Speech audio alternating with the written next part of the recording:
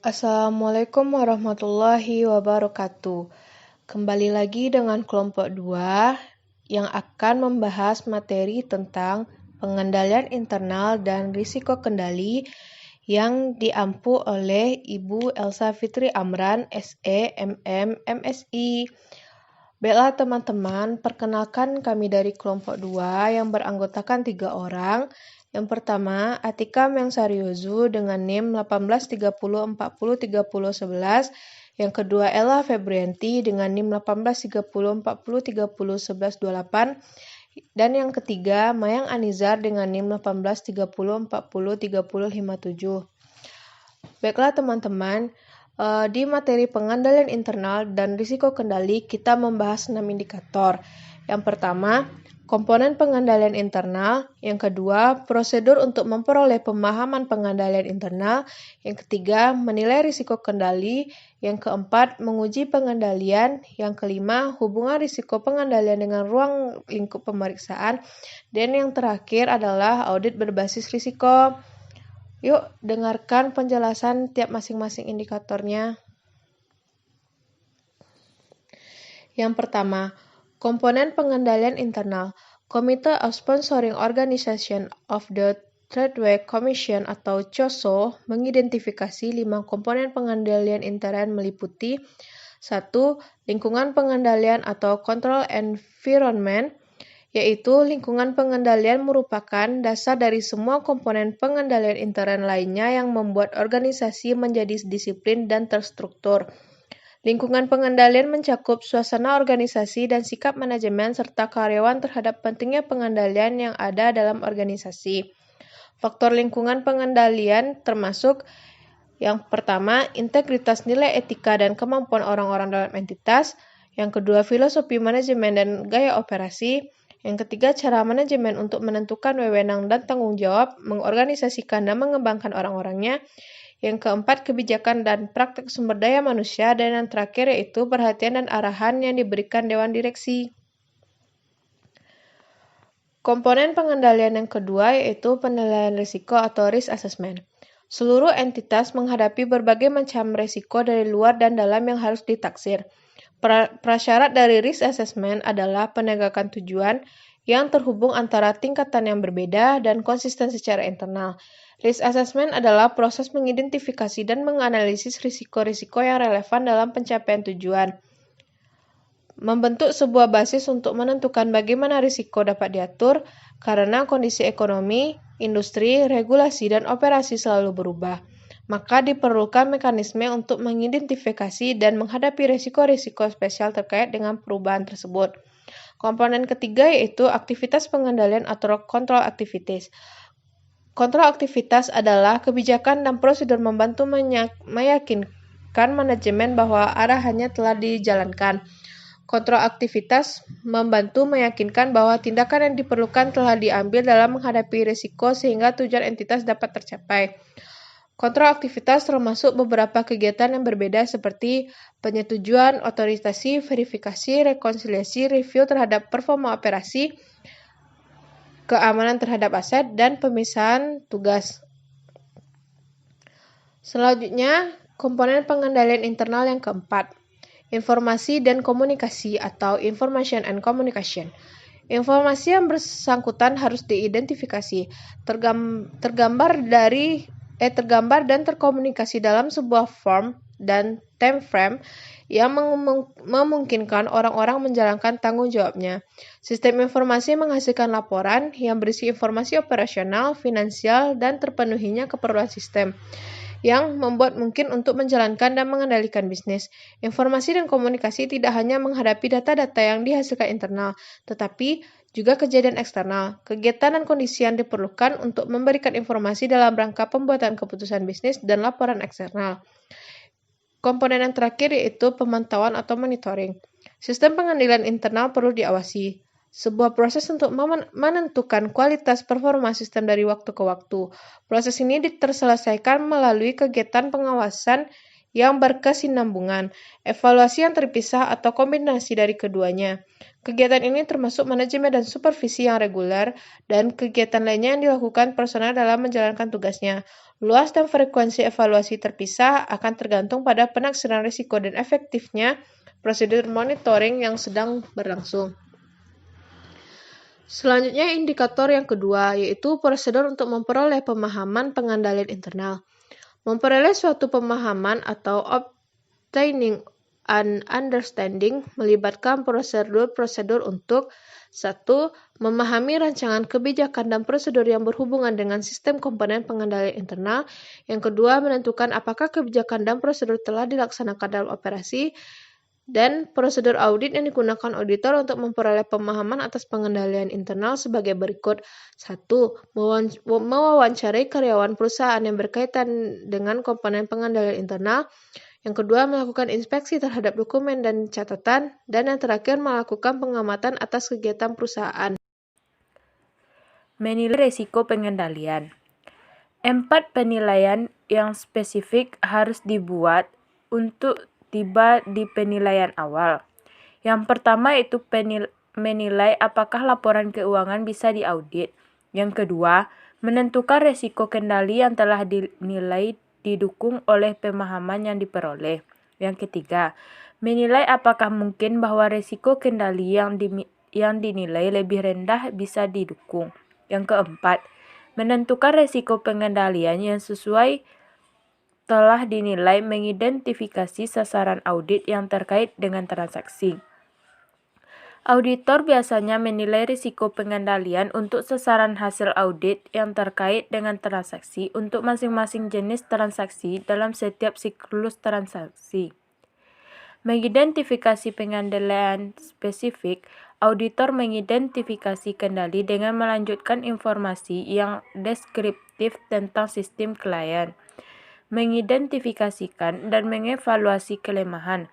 Kelemahan pengendalian intern adalah ketidakhadiran kendali yang cukup, yang meningkatkan risiko dari salah saji dalam laporan. Yang yaitu pengujian pengendalian.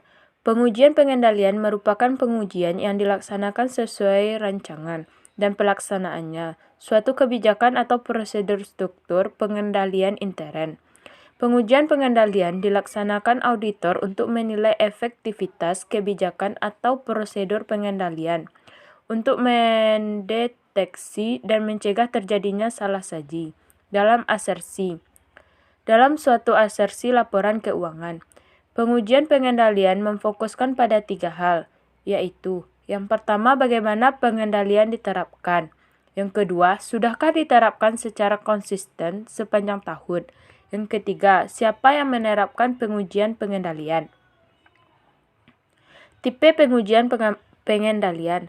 Yang pertama yaitu concrete test of control, yaitu pengujian pengendalian yang dilaksanakan auditor seiring dengan prosedur untuk memperoleh pemahaman mengenai struktur pengendalian intern klien. Yang kedua yaitu pengujian pengendalian tambahan atau yang direncanakan, atau Additional of Planned Test of Control, yaitu pengendalian yang dilaksanakan auditor selama pekerja lapangan. Pengujian pengendalian dapat dilaksanakan pada saat, yaitu yang pertama, selama pekerjaan intern. Yang kedua itu pada saat mendekati akhir tahun. Auditor semestinya mengutamakan pelaksanaan pengujian pengendalian mendekati akhir tahun. Idealnya, pengujian pengendalian dilaksanakan pada saat keseluruhan periode tahun pembukuan yang diaudit, tetapi hal ini tidak selalu praktis dilaksanakan. Penentuan risiko pengendalian. Dalam menentukan risiko pengendalian untuk setiap asersi audit perlu. Yang pertama, mengidentifikasi salah saji potensial yang dapat terjadi untuk asersi tersebut. Yang kedua yaitu mengidentifikasi pengendalian yang dapat mencegah atau mendeteksi salah saji. Yang ketiga, menghimpun bukti dari pengujian pengendalian apakah rancangan dan proses pengendalian relevan adalah efektif. Yang keempat, mengevaluasi bukti yang diperoleh. Yang kelima, menentukan resiko pengendalian. Yang keenam yaitu identifikasi salah saji potensial dapat dilakukan atas kelompok-kelompok transaksi dan atas saldo-saldo akun, walaupun pada dasarnya keduanya dapat saling terkait. Baiklah, saya Ella Febrianti akan melanjutkan pembahasan tentang yang hubungan risiko pengendalian dengan ruang lingkup pemeriksaan. Kaitan antara pengendalian ruang lingkup audit adalah sangat erat. Apabila suatu perusahaan mempunyai pengendalian intern yang lemah, maka risiko terjadinya kesalahan, ketidakakuratan, dan juga kecurangan dalam perusahaan kemungkinannya adalah sangat besar. Dilihat dari sisi sebagai akuntan, kondisi tersebut menimbulkan risiko yang sangat besar. Maksudnya adalah bahwa risiko dalam memberikan pendapat tidak sesuai dengan kenyataan apabila dalam melakukan pemeriksaan tidak berhati-hati dan tidak cukup banyak mengumpulkan bukti-bukti yang mendukung pendapat yang diberikan. F. Audit berbasis risiko. Audit berbasis risiko atau risk-based audit adalah metodologi pemeriksaan yang dipergunakan untuk memberikan jaminan bahwa risiko telah dikelola di dalam batasan risiko yang telah ditetapkan manajemen pada tingkat korporasi. Pendekatan audit ini berfokus dalam mengevaluasi risiko-risiko baik strategis, finansial, operasional, regulasi, dan lainnya yang dihadapi oleh organisasi. Risk-based audit memastikan bahwa seluruh tanggung jawab manajemen telah dilakukan secara efektif. Tanggung jawab manajemen yang utama yaitu memastikan internal control telah memadai dan manajemen risiko telah dilakukan dengan tepat, diikuti oleh berbagai fungsi dan unit kerja di perusahaan. Nah, kita masuk kepada contoh atau ilustrasinya. Yang pertama, instansi atau perusahaannya Direktorat Bina Sosial pada Departemen ABC. Tujuannya, pelaksanaan program penyaluran dana bergulir kepada UKM dalam rangka untuk membantu modal kerja, memberdayakan dan memberikan nilai tambah peran usaha kecil menengah untuk mendorong peningkatan pendapatan masyarakat. Yang ketiga, risiko yang dikemukakan dan dianggap penting oleh manajemen pada aktivitas ini adalah sebagai berikut. A. Belum ada strategi penyaluran bantuan kepada UKM. Yang B. Pedoman teknis yang ada belum dapat digunakan acuan oleh pelaksanaan di lapangan tentang mekanisme penyaluran dan pola bergulir kepada UKM lain. Yang C. Adanya kelompok UKM yang ingin menguasai penyaluran karena mereka telah ditunjuk sebagai wakil kelompok UKM. Mahalnya biaya penyaluran melalui mitra lembaga keuangan yang dalam penganggaran biaya tersebut belum ditetapkan. D. Staf dan tenaga teknis yang ditugaskan meskipun telah mendapatkan pelatihan namun belum berpengalaman dalam pengelolaan dana bergulir. Nah, ini adalah contoh atau ilustrasinya. Selanjutnya kita akan menyelesaikan masalah yang ada pada contoh di atas. Nah, langkah pertama yaitu menyusun program audit internal. Berdasarkan risiko di atas, maka pengendalian intern yang dapat dilakukan untuk mencapai tujuannya yaitu 1. Menetapkan strategi penyaluran dan identifikasi kriteria UKM yang layak mendapatkan dana bergulir. Kedua, menyempurnakan pedoman teknis yang ada dengan pengaturan besarnya dana yang dapat diterima oleh UKM dan persyaratan dapat digulirkan kepada UKM yang belum memperoleh kesempatan. 3. Penegasan adanya aturan bahwa hanya kelompok UKM yang memenuhi syarat yang mendapatkan bantuan dan tidak disalurkan kepada wakil kelompok. Selanjutnya, mengupayakan negosiasi melalui program pendampingan untuk menekan biaya pengelolaan yang belum tersedia. Yang terakhir, penetapan program transfer keahlian melalui program pendampingan dengan pihak mitra lembaga keuangan untuk proses penyaluran dana kepada UKM. Selanjutnya, kita akan menyelesaikan langkah yang kedua, yaitu melaksanakan pengendalian internal. Seperti yang kita ketahui di atas, tujuan instansinya yaitu pemberdayaan UKM melalui pemberian dana bergulir. Risikonya, belum ada strategi penyaluran bantuan kepada UKM. Nah, pengendalian internalnya dapat kita lakukan dengan menetapkan strategi penyaluran dana bagi UKM.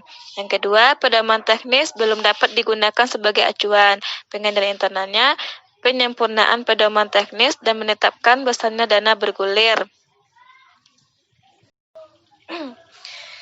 Yang ketiga, adanya kelompok UKM yang ingin mengusut penyaluran. Pengendalian internalnya penegasan aturan bahwa hanya UKM yang memenuhi syarat yang mendapatkan bantuan. Keempat, risikonya biaya penyaluran mahal dan belum tersedia anggarannya.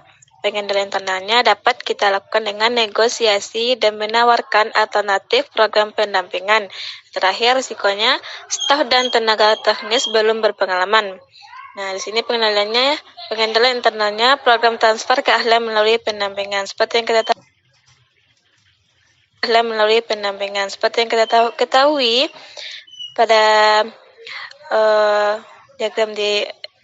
diagram di sini, dalam pengendalian internal, negosiasi dan menawarkan alternatif program pendampingan memiliki tujuan, yaitu tercapainya kesepakatan harga dan alternatif program pendampingan. Di sini juga memiliki risiko dan juga adanya pengendalian internalnya. Kita bahas risikonya. Pertama, mitra tetap pada penawaran yang diajukan. Pengendalian internalnya dapat kita lakukan dengan mengusulkan revisi anggaran untuk biaya mitra penyalur. Kedua, mitra menawarkan harga secara lump sum. Pengendalian internalnya mencari alternatif penurunan item pekerjaan yang tidak perlu. Ketiga, mitra ingin melaksanakan sendiri program. Nah, pengendalian internalnya penyaluran dilaksanakan oleh staf, mitra hanya sebagai pendamping. Selanjutnya, mitra berperan sepenuhnya dalam program penyaluran. Pengendalian internalnya, pihak mitra hanya sebagai supervisor dalam penyaluran. Terakhir, risikonya mitra tidak bersedia untuk menjadi penyalur. Pengendalian internalnya dapat kita lakukan dengan mencari mitra lain di luar bank. Selanjutnya, tools atau Atlas. Atlas adalah sebuah aplikasi berbasis Microsoft Excel atau tools yang dikembangkan oleh Pusat Pembinaan Profesi Keuangan atau P2PK bekerja sama dengan IAPI untuk membantu akuntan publik dalam memahami dan menerapkan standar auditing dalam pemberian jasa profesionalnya. Atlas dimaksudkan sebagai sarana untuk menjalankan prosedur audit dan mendokumentasikan hasilnya sebagai dasar dalam pemberian opini. Upaya ini merupakan salah satu bentuk inisiatif untuk meningkatkan kualitas audit. Latihan menguji pengendalian. Internal auditor atau satuan pengendalian internal memegang peranan penting dalam usaha peningkatan kinerja perusahaan. Untuk dapat menjalankan fungsi audit internal secara efektif, diperlukan pemahaman proses dan teknik-teknik audit yang relevan dengan upaya untuk meminimalkan risiko yang dihadapi perusahaan sekaligus meningkatkan kemungkinan pencapaian tujuan perusahaan. Tujuan pelatihannya meliputi membekali internal auditor dengan paradigma baru dan best practice dalam audit internal. Kedua, meningkatkan kelancaran dan efektivitas proses dan hasil audit. Dan terakhir, meningkatkan nilai tambah audit internal bagi perusahaan. Baiklah, terima kasih atas perhatiannya. Kami dari kelompok 2 mengucapkan terima kasih dan semoga materi yang kami paparkan tadi dapat bermanfaat bagi kita semua. Wassalamualaikum warahmatullahi wabarakatuh.